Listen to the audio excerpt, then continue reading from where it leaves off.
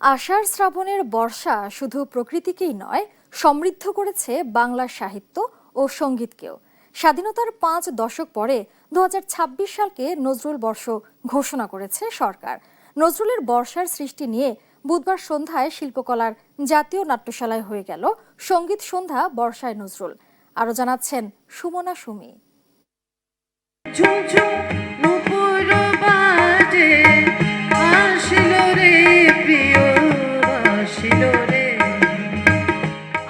নজরুলের এমন অসংখ্য গান আর কবিতায় ধরা পড়েছে বর্ষার সৌন্দর্য, প্রেম, বিরহ আর জীবনের গভীর অনুভব।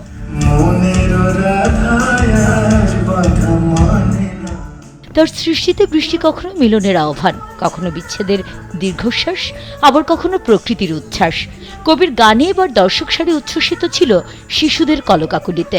খুব আমার কাছে ভালো লাগছে, নাচটা একটু বেশি ভালো লাগছে। এরকম যদি আর কি দেখা যায় প্রত্যেক বছর তাহলে সুন্দর লাগতো।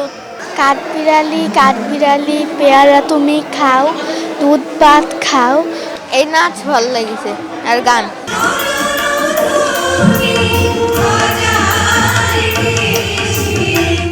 সংস্কৃতি মন্ত্রণালয় এবং শিল্পকলা একাডেমির কাছে এমন আয়োজন আরো বেশি প্রত্যাশা করেন অভিভাবকেরা।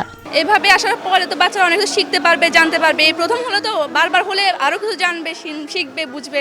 আজও বর্ষার প্রতিটি ফোঁটায়, প্রতিটি সুরে আর প্রতিটি আবৃত্তিতে নতুন করে ফিরে আসেন নজরুল। তার বর্ষাতেই ঋতু সীমা ছাড়িয়ে বাঙালির অনুভূতির চিরন্তন অনুষঙ্গ।